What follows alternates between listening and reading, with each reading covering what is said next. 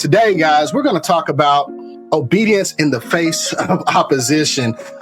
This year has been a very interesting year, and I will tell you that being obedient to walk away from things that were definitely allowing me to see and experience fruit of all the hard work and sacrifices that I personally made along my journey in this space was a very hard thing to do.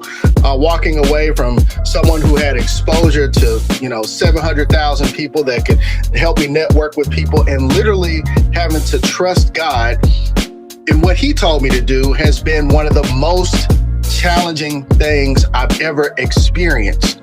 But I tell you this, being obedient to the call is one of the most beneficial and healthy and fruitful things that I can ever say spiritually that I've ever experienced. While it may seem that the pressure is hard, it may seem that even the ridicule that comes from this is challenging, I've found that being obedient to God highlights so many things for your future, right? Let's look at 1 Corinthians chapter 1, starting at verse 27. It says, "Instead, God chose things the world considers foolish in order to shame those who think they are wise, and chose things that are powerless to shame those who are powerful. God chose things despised by the world, things counted as nothing at all, and used them to bring to nothing what the world considers important."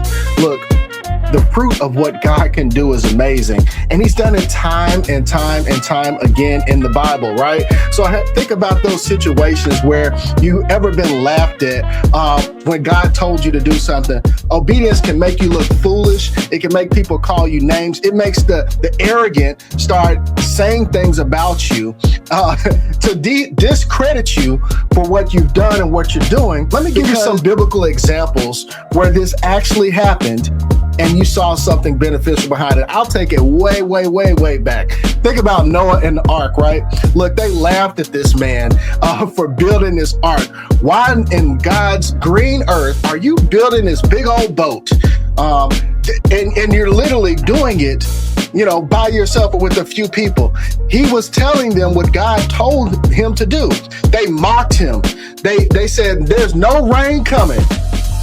But look, what happened? It rained.